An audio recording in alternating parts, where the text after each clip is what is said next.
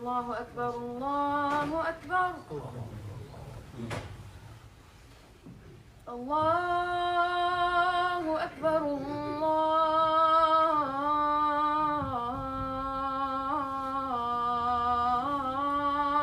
الله أكبر. أشهد أن لا إله إلا الله.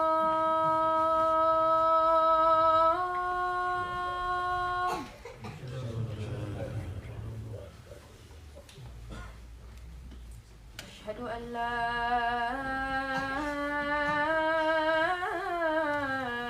إله إلا الله.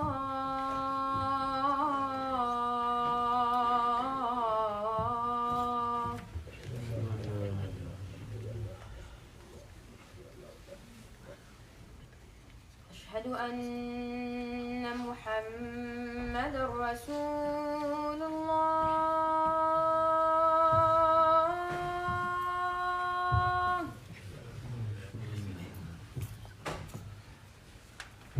أشهد أن محمدًا رسول الله.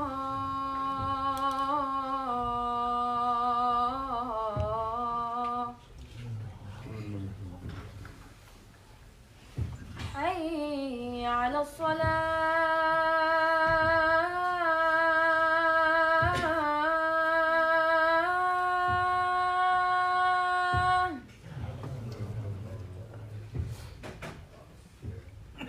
حي على الصلاة.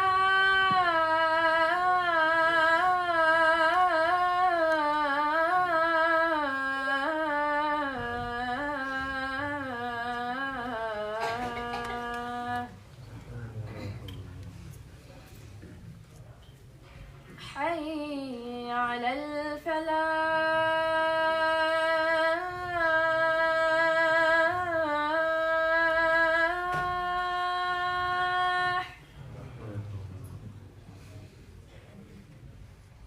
حي على الفلاح.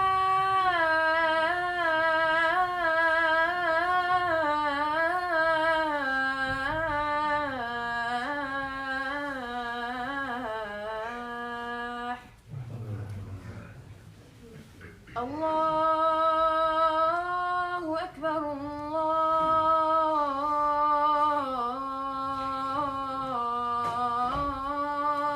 الله أكبر. لا إله إلا الله.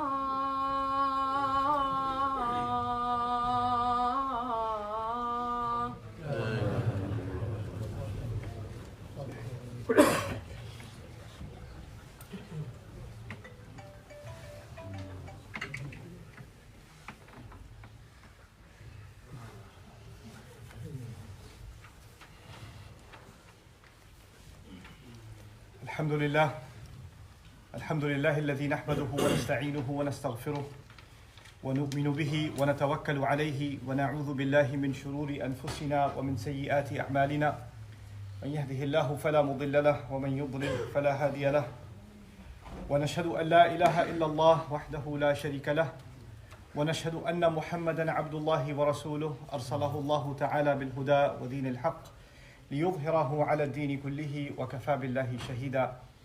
فصلى الله عليه وسلم تسليما كثيرا أما بعد. فإن أصدق الحديث كتاب الله وخير الهدي هدي محمد صلى الله عليه وسلم وإن شر الأمور محدثاتها وإن كل محدثة بدعة وكل بدعة ضلالة وكل ضلالة في النار. قال الله عز وجل في كتابه الكريم بعد أن أقول أعوذ بالله من الشيطان الرجيم.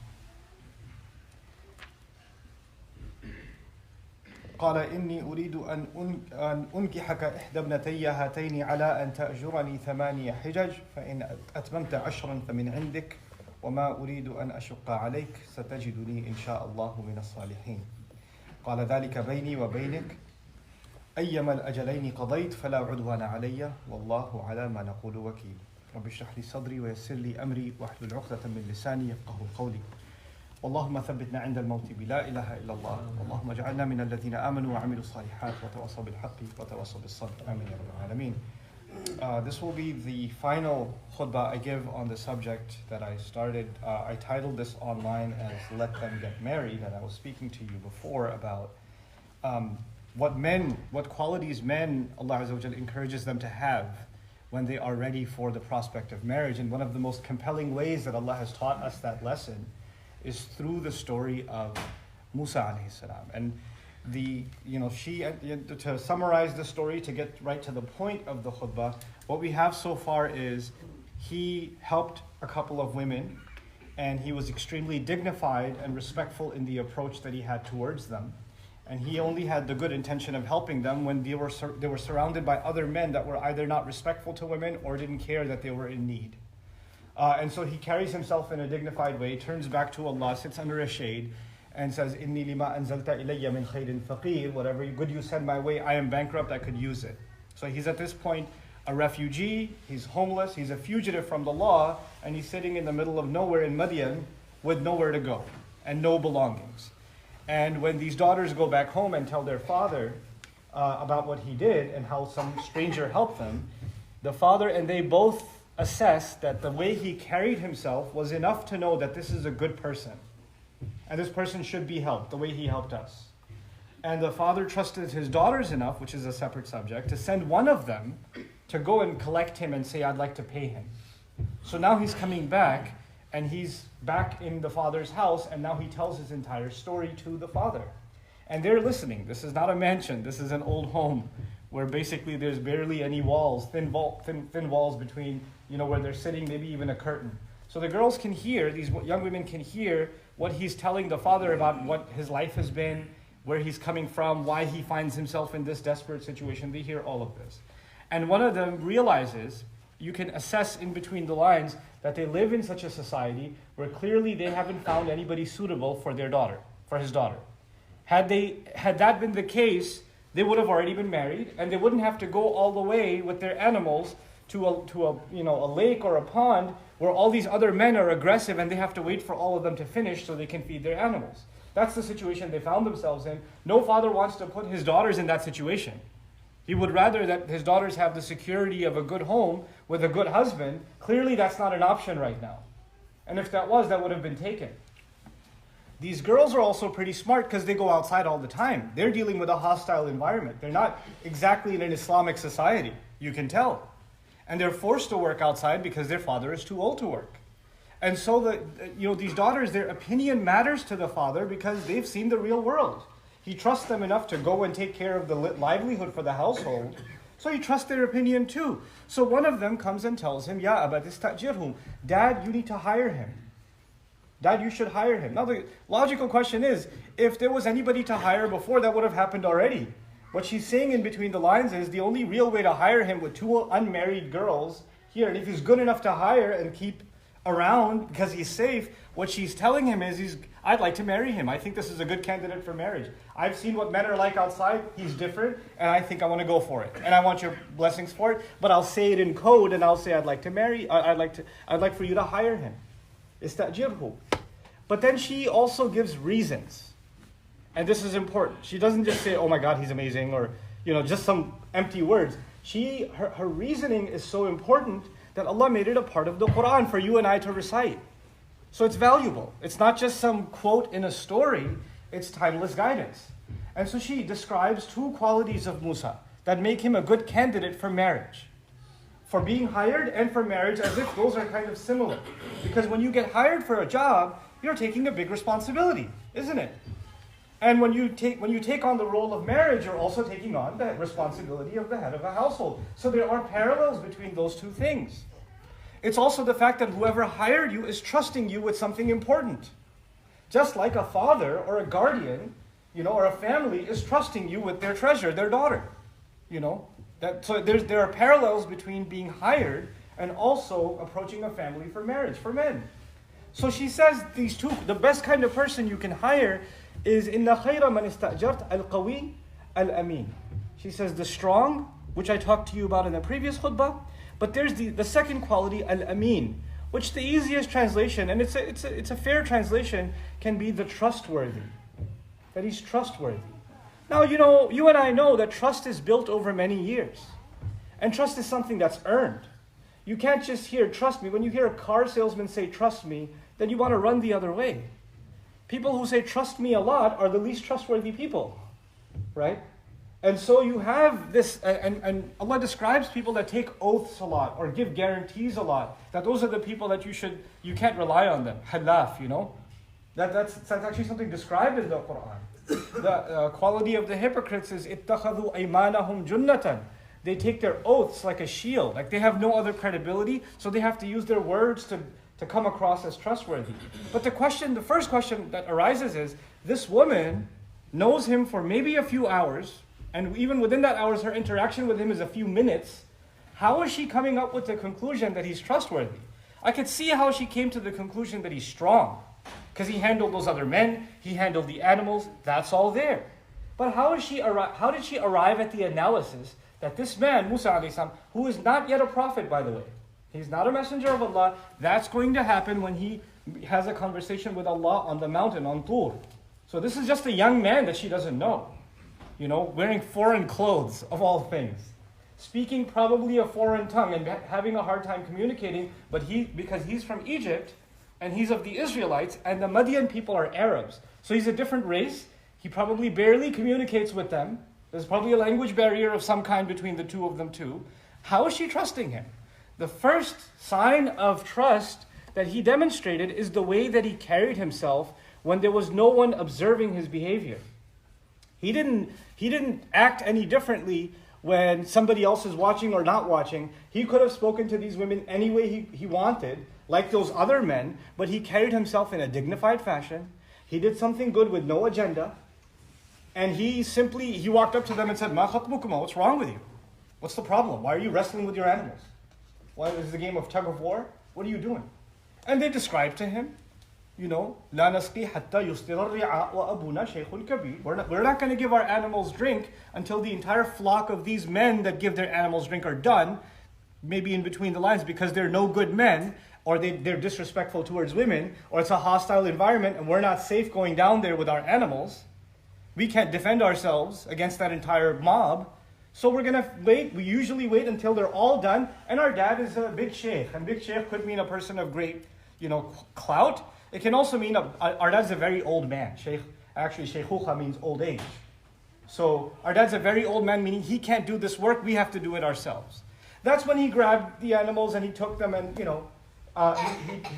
he showed his trustworthiness. He showed his genuine eagerness to help without any other agenda. And these women are too smart to know when men are playing a game because they've been outside. So they can tell already he's different from the others. The second is when he came back to the father and he's coming and talking to him, he should be presenting some good version of himself. Hiding some embarrassing facts about himself. But Allah describes, فَلَمَّا جَاءَهُ وَقَصَّ عَلَيْهِ الْقَصَصِ. He came to the old man who wanted to just pay him, but he found an old man that it seems like a wise person, seems like someone reliable, someone who's got good nature, he wants to pay me. So clearly he's a good-natured man, and he felt, he trusted me enough to invite me into his home. He felt a little bit safe, and he had the need to open up about what he had gone through. So he told him the entire story from beginning to end, where he was born, what his life has been like, the crime that he committed by mistake, the fugitive nature of his status, where he is, how he has nothing to his name, all this stuff he opened up entirely. And he wasn't proposing to the girl, he was just telling his story. But the fact is that he was able to be so honest with this father in his conversation. Even about embarrassing details. Who likes to go and tell someone, "Hey, by the way, I killed somebody. That was an accident though. They're looking for me. But that's why I'm kind of running away. And you may have noticed that I don't have a place to stay. That's because if I head back that way, they're going to kill me." But nobody's proud of sharing those details. And the idea here isn't that you come and you open up your past mistakes to anybody you talk to. That's not the point. The point is there was a lot burdening on the chest of Musa alayhi He had no one to talk to. He had no support system. And he found someone he can confide in and he decided to seek some kind of guidance or some kind of comfort in opening up to him. But there is this level of vulnerability. When you want to be trustworthy, then you have to actually open up yourself. What happens, and this is important because in the marriage process or in the process of courting somebody that you would like to marry, often we present a version of ourselves that we think is the most impressive. And there are details about ourselves, and there are things about ourselves that we'd like to hide or not share or cover up. And it's so crazy nowadays that people don't even cover it up themselves. They have their families cover it up too. And they present some other version of you, or you present some other version of you that only after marriage is uncovered. Now I can show you what I really am. And you're like, that wasn't the brochure. This is something else. Is this the same? Because that doesn't look the same. That doesn't act the same. That doesn't sound the same. You're a completely different person before and after. This is actually what's being highlighted. To be trustworthy, to be open enough, even about things that you think are not impressive to someone else. The decision to get married, and I'm talking to the young men here, the decision to get married is, in the Quran, is one of the most beautiful gifts Allah has given men. And Allah has given the wife to you as your libas, which means as your clothing. As your clothing. Nothing is hidden between you and your clothing. Your clothes know you like nobody else does. Your clothes end up smelling like you too. Your clothes are what make you good, what make you safe, what hide your embarrassment from other people. So your clothes are actually your protection. And you become their clothes and they become your clothes. And that's not going to happen if some part of you is covered up. Or you're not really being true to what you actually are. You can't be that. So there has to be a real openness and a real clarity about what it is that you're seeking in a spouse. What it is that you want. What do you like and what do you not like? You cannot, somebody looking for you, cannot be dishonest about their preferences and say, no, everything else is so good. My parents like this girl, or my parents like this guy. Everything else is working out. So these other things that I'm uncomfortable with, I shouldn't say anything about them. And then you get married, and 3 years later, you're like, I should have said something. I knew this was a problem. And then all hell breaks loose because you weren't ameen to begin with. You weren't trustworthy and honest to begin with.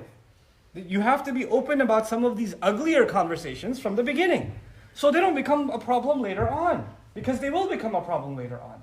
The other powerful thing about this ayah is the combination of these two qualities, al-qawi, al-amin. And let's think about that in ours, not in the sense of the story, in a universal sense.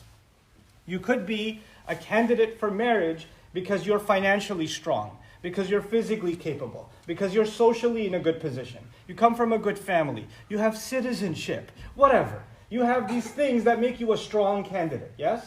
But those things look good on paper because, sometimes families are looking for someone that comes from the same village back home, or they speak the same language, or they like their family, and they want to make sure they get along with every third cousin before they decide that this is a good match or whatever. They want to, check all the boxes. Fine. Looks good on paper. They've got a nice house. He has a nice car. He's got a nice job. He's a good-looking guy. He's this, he's that, he's the other. All that stuff checks out. What we don't look for is how trustworthy is this person. So it looks good. And then you start getting pressured that you should accept this proposal because it looks good. And we are obsessed with al-qawi, and we ignore al-amin. We ignore al-amin. On the flip side, there is somebody who's very sincere and genuine. Somebody who's very open and honest. Somebody who's, reliable and trustworthy. But they can't get a job, and they're not even looking properly, and they're no good at handling certain responsible situations. They're very, he tells her he loves her and he wants to marry her, but he's scared of his mom or something, and he can't stand up for anybody. He can't stand up for her or himself, but he loves her. He's ameen, but he's not qawi, right? He's trustworthy. He's good-hearted, but he can't stand up for what's right. That's no good either, And sometimes when people get emotionally attached before they get married, then they're like, I don't care if they're not, I don't care if they're not strong enough to stand by what's right.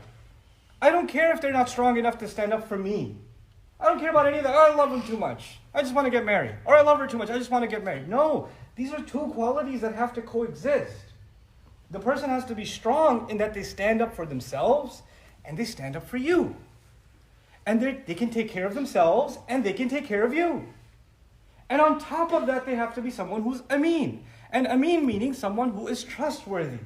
And someone who is also, amin comes also from the term peace. It's amin and amana. Those are the two implications of the word amin. Peace and trust. And I've highlighted trustworthiness. But the other component of that is also they're at peace with themselves. They're trustworthy because they have a level of safety even with themselves. You can't marry someone because they're distraught or they need an escape. Or you need to save them somehow by marrying them. Marriage is not a rescue operation. That's not a rescue. He didn't say, I'm in so much trouble, please let me marry your daughter. That wasn't it. And she didn't say, oh my God, Dad, look how much trouble he's in. We have to do something. Please let me marry. That's not her reasoning. That's not her, because marriage is not a charity case. It's not a charity case. You have to think about what you're going to live your life as. Are you going to, because if you make this decision on the right principles, and again I'm speaking to the men here in the audience, if you make this decision based on the right principles, and you follow through the way Allah wants you to, then Allah will put blessings in your marriage. He will make your marriage strong. He'll make your wife actually respect you for who you are. One of the great studies in psychology now is how there's a tendency of women to shame men for just existing. You never do anything, you don't do this, you don't do that, there's constant, and men develop a resentment towards women. And this is a very common phenomenon in many marriages where one side is guilting and shaming and the other is feeling, and sometimes the equation is flipped also, obviously, both of them exist. But I'm speaking to men in this khutbah. I know whenever I talk about such subjects, if I was talking about parents, then children would say, you never speak about our rights. If I was talking about kids, parents will say, you never speak about our rights. If I'm talking about men, I'll get comments, what about women? When are you going to talk about women? You can't talk, if you talk about everything, then you're talking about nothing. So you have to deal with one thing at a time. And what I'm dealing with at the moment is men. And what we need to be like. And you don't want to put yourself in a position where you're worthy of being guilted for not standing up, for not doing the right thing. You want to be a person of principle. You want to be an anchor. You want to be a source of strength. Just like your parents must rely on you at some point.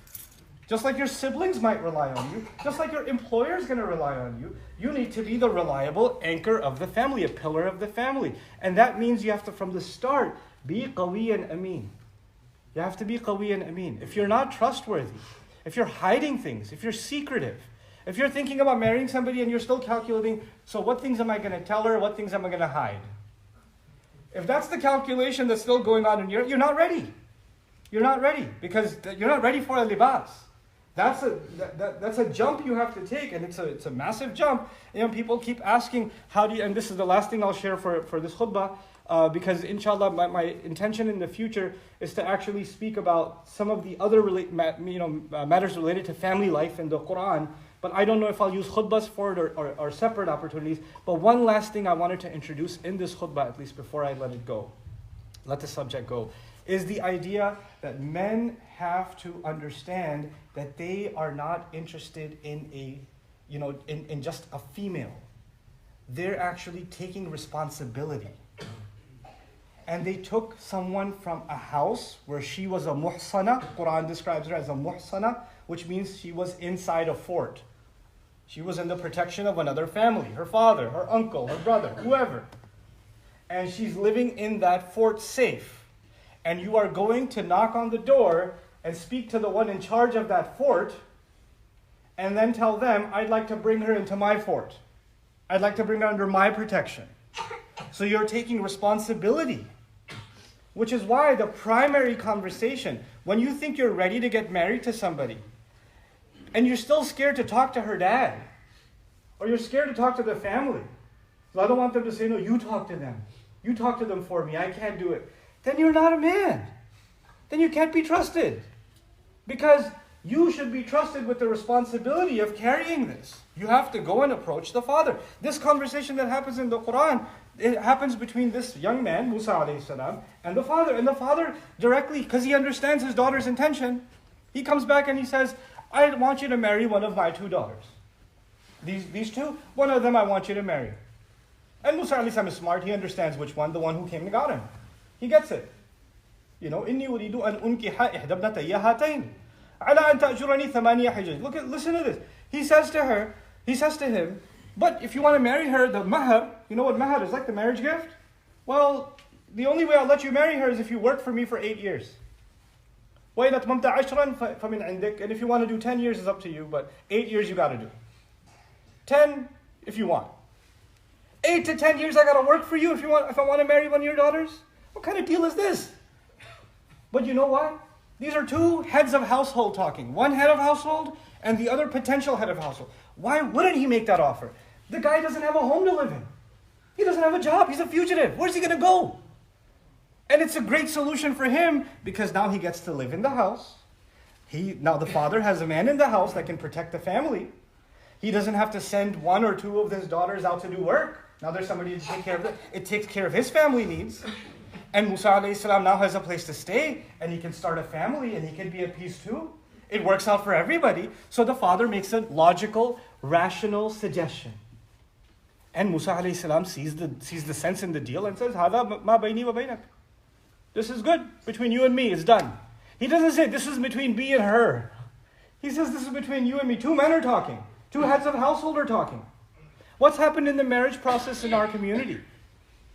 You know, either the guy and the girl are talking and the family doesn't know, or the families are talking and the guy and girl don't know. They don't know what's going on. They're making all kinds of agreements and nobody knows except that they are, and in so many cultures, the day of the wedding, then the imam is there and they're signing the nikah and the mahar line is empty. And they're like, yeah, we decided the mahar is going to be $200,000. And the guy's like, what? What? I didn't sign up for this. He goes, no, it's just a number. It's okay. You don't have to give it. Are you serious? This is what makes a marriage valid. This is not just a number. This is not just an arbitrary thing. And in so many cases that I know of, I wish I didn't know this. In so many cases that I know of, the girl doesn't even know what her mahar is. She doesn't even know. And then later on she's told, oh, by the way, the chicken you ate at the walima, that was your mahar. What? Or the girl, you know, the jewelry we gave you, but we gave it to you for taking pictures, but now you have to give it to, give it back. But that was your mahar, temporary mahar, We're playing with Allah's law. And you know who's responsible for that? It's not your mother-in-law or the father-in-law or it's the cousins or the uncles or the family. You're a man. You're responsible. You took her to your home. You made her your wife. You were supposed to carry the mahar. You were supposed to stand up for it. You were supposed to make things clear well in advance. You're not a child. You're a man. And that's why you have to be trustworthy to take that responsibility. You can't blame anybody else. If somebody says my in-laws mistreat me, my mother-in-law mistreats me, my father-in-law mistreats me, my whoever mistreats me, no, they don't. Your husband mistreats you because he was supposed to be your shield. He's supposed to protect you. He's supposed to provide for you. He's supposed to take care of business. That's what you're supposed to do. If you're not ready to do that, and you still want to take care of your family, and just kind of have somebody that makes you feel good sometimes, then you're not ready for marriage. Then you're not qawi, and you're not amin. Don't do it. Don't do it. But if you're ready to be a man, then be a man. Then you have to step up. You have to draw clear lines. These are the rights of my parents. These are the rights of my siblings. These are the rights of my wife. These are the rights of my children. I will not give someone else their rights and take away somebody else's rights. I will not do that. I will fulfill my financial responsibility. I'll fulfill my religious responsibility. I'll fulfill my social responsibility. I'll dignify this person. I'll honor them. I'll take care of them. I'll teach them their religion. I'll live a better life with them. I'll be open with them. I'll be honest with them. I'll be qawi and I'll be amin. That's when you become a candidate for marriage. When you have that kind of rock-solid mindset, then Allah will bless your marriage and you will have the best life and you will be a good role model for your children also. May Allah Azza wa Jal allow our men to be the best candidates for marriage. And may Allah Azza wa Jal allow our daughters to find real men to marry. I have 4 daughters myself. I worry about them. May Allah Azza wa Jal give all of our children the ability to be the right kind of believing men and believing women that are good for each other and can stand up for each other's rights. بارك الله لي ولكم في القرآن الحكيم ونفعني وإياكم بالآيات والذكر الحكيم.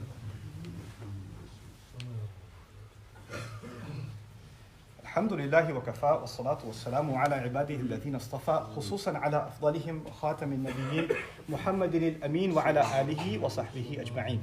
قال الله عز وجل في كتابه الكريم بعد أن أقول أعوذ بالله من الشيطان الرجيم إن الله وملائكته يصلون على النبي يا أيها الذين آمنوا صلوا عليه وسلموا تسليما اللهم صل على محمد وعلى آل محمد كما صليت على إبراهيم وعلى آل إبراهيم في العالمين إنك حميد مجيد اللهم بارك على محمد وعلى آل محمد كما باركت على إبراهيم وعلى آل إبراهيم في العالمين إنك حميد مجيد. عباد الله رحمكم الله اتقوا الله إن الله يأمر بالعدل والإحسان وإيتاء ذي القربى وينهى عن الفحشاء والمنكر ولذكر الله أكبر والله يعلم ما تصنعون. أقم الصلاة إن الصلاة كانت على المؤمنين كتابا موقوتا.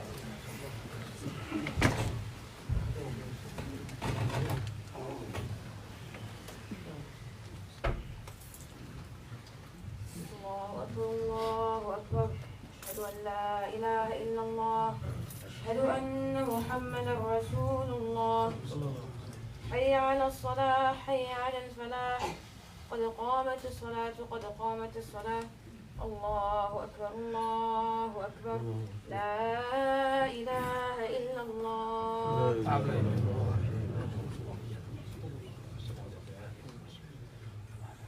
قيموا الله الله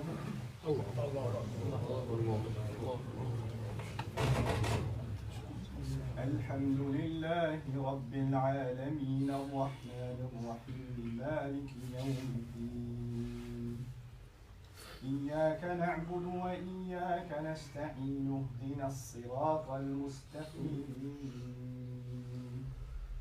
صراط الذين أنعمت عليهم غير المغضوب عليهم ولا الضالين.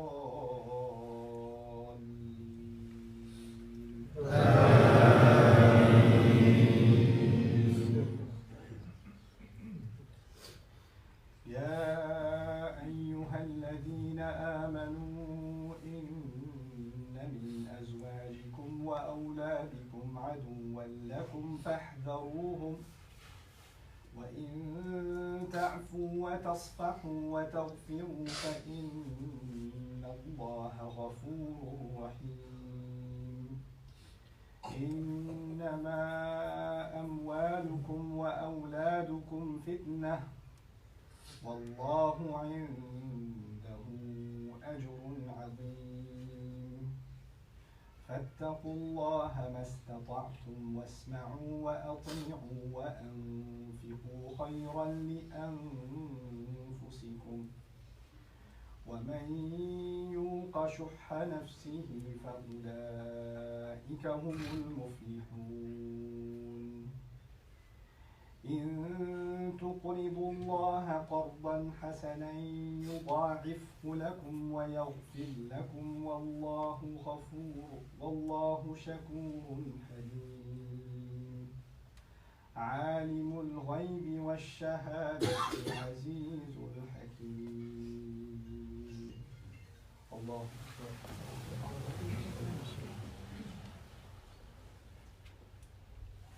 سمع الله لمن حمده. الله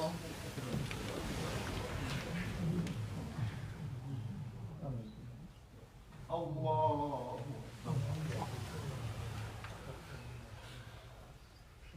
الله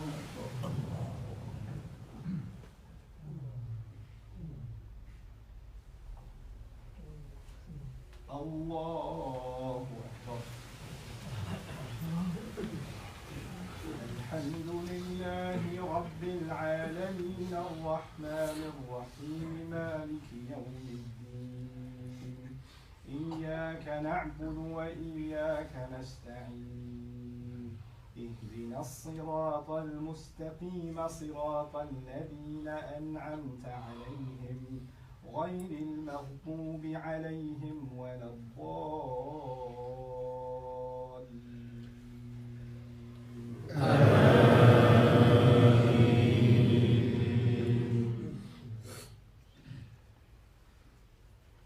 إن بطش ربك لشديد إنه هو يبدئ ويعيد وهو الغفور الودود ذو العرش المجيد فعال لما يريد.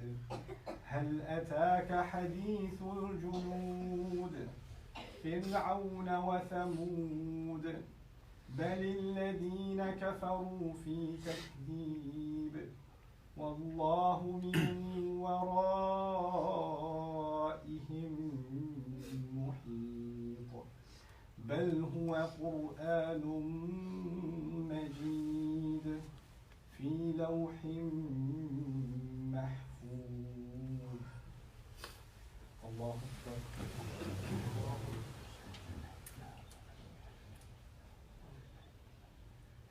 سمع الله لمن حمده. الله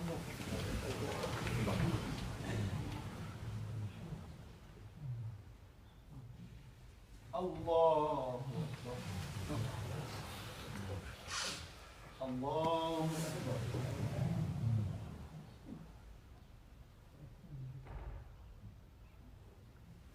الله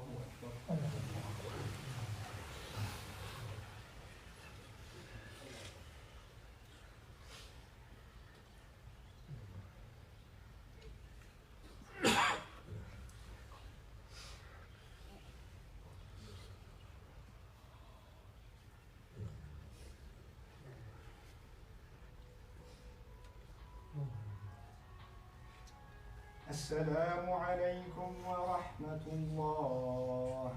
السلام عليكم ورحمة الله.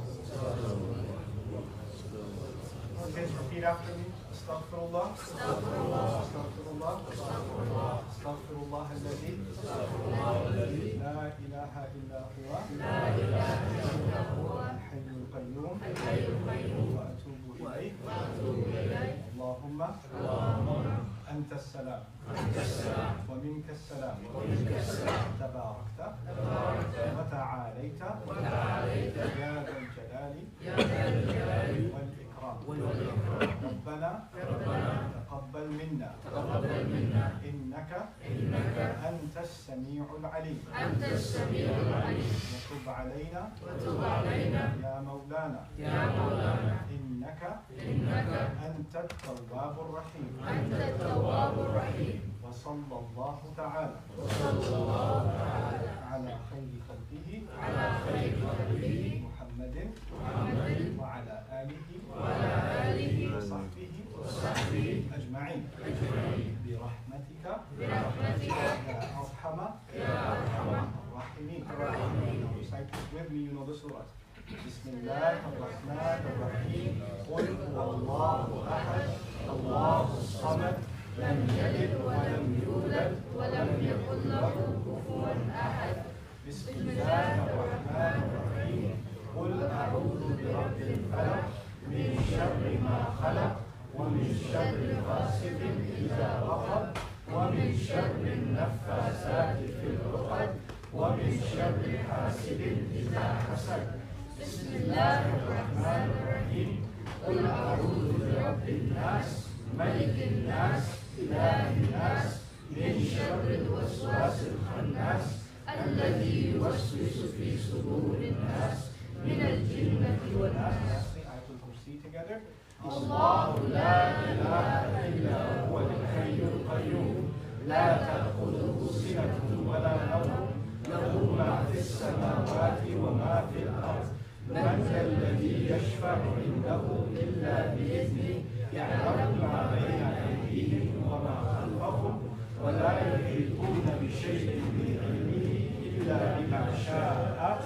وسع كرسيه السماوات والأرض ولا يؤوده حفظهما وهو العلي العظيم. When you pray at home, practice this with your kids. I know they have a week off from school, so you'll get lots of chance to pray together. Please encourage families to pray together. The kids here have a play coming Saturday, and they're selling tickets outside. And I expect everybody here to get one.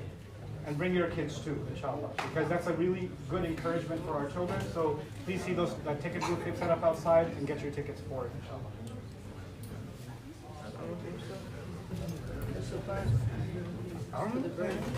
For the break? You want to do something crazy? Dab it up. Dab it up. That, Oh, yeah, the backpack, the backpack. I'm not doing the back, no. No. Please don't do that, no. Can we just do this then? What? Hey, you trying to, can I do my job? And then two? I I texted